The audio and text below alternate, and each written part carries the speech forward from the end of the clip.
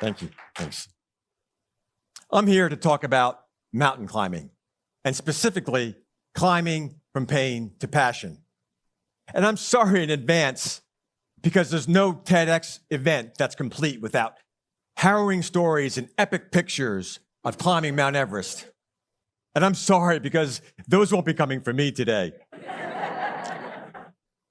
You see, I'm not a very good mountain climber. In fact, I have a difficult time most days climbing out of bed.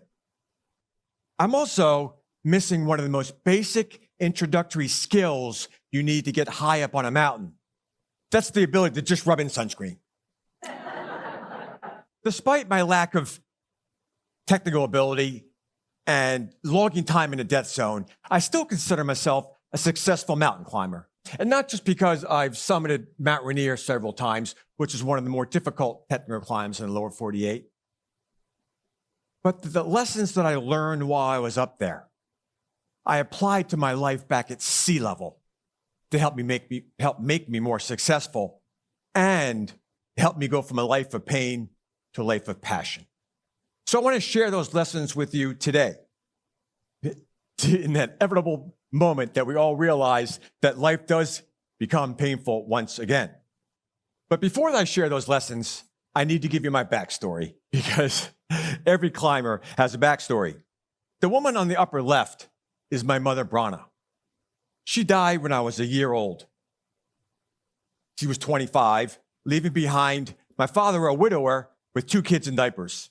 In fact, that's he and I kayaking in British Columbia 3 months before he died, undergoing his second bypass surgery at age 58. I was just 31. That's my sister Jody, my best friend, inseparable for decades, Irish twins, just a year apart. She developed advanced breast cancer and died at 45. She left behind 3 beautiful and very young kids. And the woman on the bottom right is my beautiful wife. In fact, this picture was taken on our wedding day in September of 2007. Now picture us on this very day, February 26th, 14 years ago. Picture us now sitting in a doctor's office where he tells us that she has advanced multiple sclerosis. And then he gave us the bad news. She has to get on a medication, which means she can't have kids. 5 months into our wedding, after our wedding day, her dream, her lifelong goal, her reason, her purpose in life to raise healthy kids was taken from her. That's not all that was taken from her. She had etched 3 goals for us on our wedding rings: love, support, and adventure. In fact, 13 months before that doctor's visit, we climbed the world's highest active volcano together in Cotopaxi, over 19,000 feet. After that day, 7 months before that doctor's visit, we climbed Mount Shasta together, a much smaller mountain, but 7 months before that doctor's visit. And now the doctors are telling us to find a house where she doesn't have to climb stairs. All that pain, all those health challenges were a gift to me. You see, I'm descending Pico de Orizaba, the highest point in Mexico, the 3rd highest in North America. And it hit me. I was exhausted and I had hours to go. I needed to do the same thing. I needed to turn things around and go from a life of pain to a life of passion. So I caught up with my buddy Crony back at the hut after many hours. I said, Crony, I want to start a nonprofit to raise money for breast cancer, for that vaccine that we found at Johns Hopkins that's showing a lot of promise in immunology. So we got back and we started Climb for Hope, which we renamed after my sister died to Jody's Climb for Hope. And this year we'll have raised $1 million.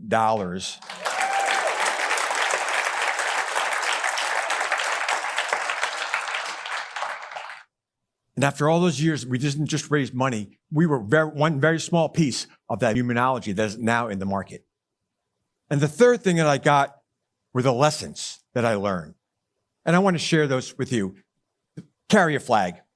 The second climb we did after Cotopaxi with Climb for Hope was on Mount Kilimanjaro. It's an amazing bucket list expedition of 5 days up through 5 climatic zones, and plus a rest day before descending 2 more days. We kept leapfrogging this one particular group on that expedition, just kind of having idle chit-chat. After all 24 of us touched the highest point in the continent of Africa, came back down, we grabbed a shower, had a cocktail, and overlooked the gorgeous Serengeti. And we celebrated raising $250,000 for research and furthering the work on that vaccine. And I had a chance to catch up with one of the other members. I said, how did it go? Well, 12 of the 24 of us summited. I said, that's crazy. What happened? I said, well, Billy's feet got cold, so Tracy took him down. And Eric got tired, so Stacy took him down. I'm thinking, I've got my sister's name on a flag in my pack, Stay Strong JB, giving her hope that she could live one more week, one more day to be with her kids. I've got the Jody's Climb for Hope flag in there with thousands of people waiting that we'd raised money fast enough to save their lives.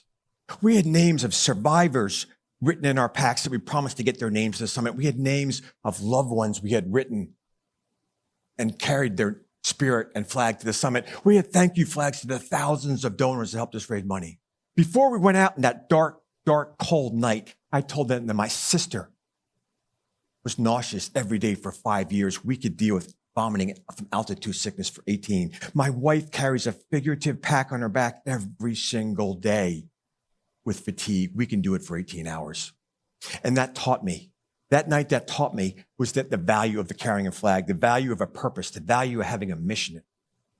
Mark Twain once said, the 2 most important days in your life, the day you're born and the day you figure out why. And I figured out my why again on the many, many hour descent. My purpose in life is to take a bite out of disease so that other families can live more fulfilling lives.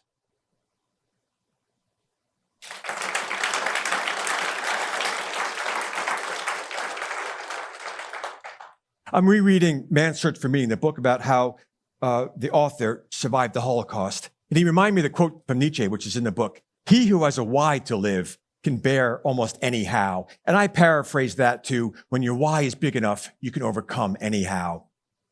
We all can climb our Mount Everest when our purpose, when our flag, when our why is big enough.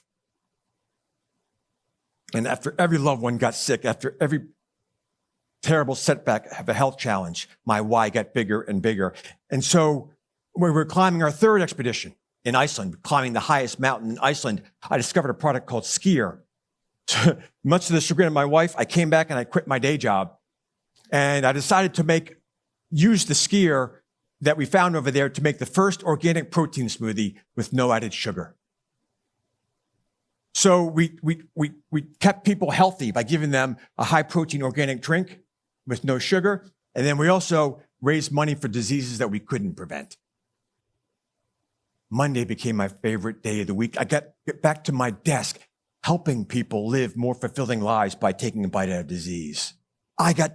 Every Monday, I got the report of the Kroger, the Whole Foods, all the stores that we were getting to. We were in almost every national chain because everyone bought into our mission.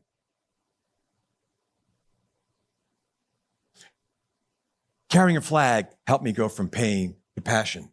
The second thing I learned to get comfortable being uncomfortable. My life at sea level is so comfortable. I sit on my couch and I've got my smartphone and I can turn the heat up or the air conditioning up for my nest. I can get endless hours of streaming content. I can order food, groceries, books delivered within 10 feet of where I'm sitting 24 hours a day. I feel like I'm losing that muscle I developed as an infant of getting comfortable being uncomfortable. So I go up to the mountains. Here we are on Mount Rainier. It's very uncomfortable there. It's 11,100 feet. Hard to breathe. It's super cold. I mean, I'm in my sleeping bag. I'm so cold. Then this looks beautiful, but then 50-mile-an-hour winds came in and trapped us in our tents for 30 hours. Just sipping on the coffee, checking out the view, listening to the wind.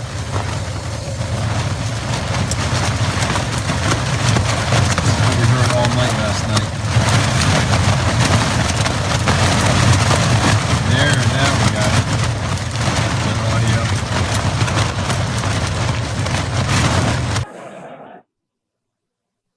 Yeah, you think that's funny? What about my poor buddy Tiger out there, right? He's trying to take a leak in 50-mile-an-hour winds.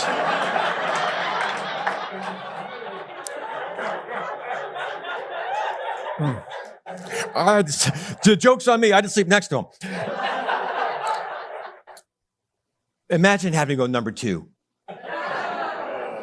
There's not a night that goes by that I lay my head on my pillow that I don't thank goodness for having a comfortable bed, or the fact that there's a warm, comfortable bathroom with a seat and a door on it. And studies have shown that repeated exposure to cold helps you make you more resilient. And that came in handy when I was on Mount Whitney, the highest point in the lower 48. We had spent too much gas getting to the summit, and I was out of gas. I was struggling to get down. And so hour after hour, I kept putting one foot in front of the other, and then I wanted to stop. My friends were lying. It was around the corner, and I realized they were lying. So I wanted to just lay down. But laying down and dying was not an option. You see, I had written my son's name on one water bottle and my daughter's name on the other water bottle. So I knew I was climbing, not to get to the summit, but to get back down safely to see them. Your flag, your purpose can change every expedition. And that was my flag on my water bottle. Hours later, I knew how far my mind could push my body because I was used to getting comfortable being uncomfortable. And I was back safe in base camp. Getting comfortable being uncomfortable helped me go from pain to passion. And the last thing I learned is to find a guide. We've already established I'm not a very good climber. This is my buddy Ricky. He's helping me fix my backpack. I still, after all these years, can't buckle my backpack. You know, Ricky takes his company always takes us up to the mountains to keep us safe, to make sure we're raising money safely and then coming back to our loved ones. This picture is also taken on Mount Rainier.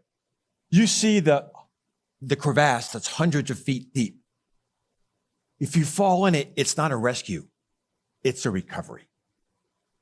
You see the several story high ice called a cornice. If it falls on you, same result. And then there's that narrow, winding trail that takes you very close to the edge of both. Not so hard in the daylight on the descent at 10 a.m., really hard at 1 a.m. in the morning when it's dark, cold, and you're disoriented. Our guides kept us on that narrow path between the two safely and without getting lost. And I did the same thing in business. When I started the first organic protein smoothie with no added sugar, I called the guy down the street. Who here likes asking for help? No, I don't. It's dark. I don't see one hand. Who here likes helping people? We all do. We all like helping people. It makes us feel good. It gives somebody a shot of oxytocin. Well, I call a guy named Seth Goldman who lives in Bethesda. He started a little company called Honest Tea that made the first organic tea drink with no added sugar. And he kept me out of that crevasse. He kept me a safe distance away from that cornice. And he kept me on the dark, narrow trail to success. With his help, we were able to make our company the 5th fastest growing organic and natural brand in the country in 2017.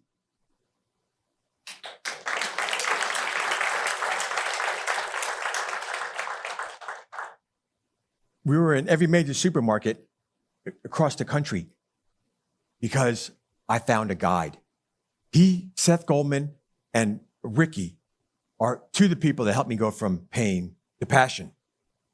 With my life looking so positive, we now needed to take my wife from pain to passion, to help her find her flag, which we did in Ethiopia when we adopted two of the most gorgeous children on the face of this earth.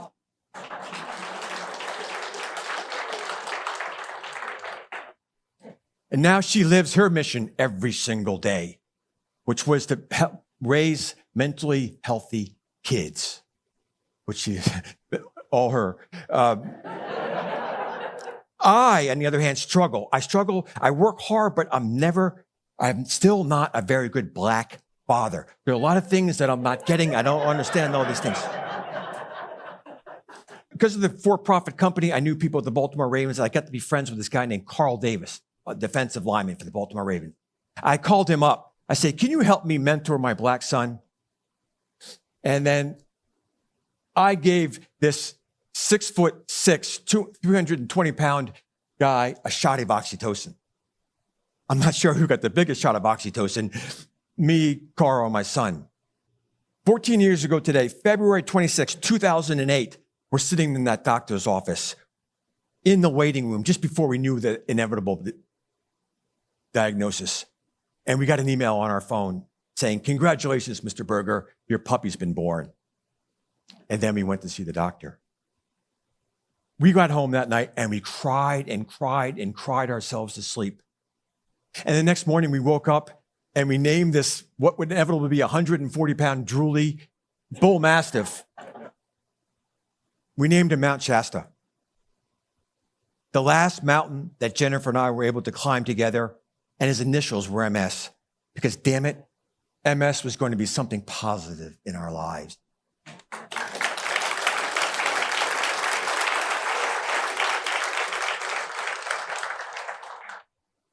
So tell me, what is it you plan to do with your one wild and precious life?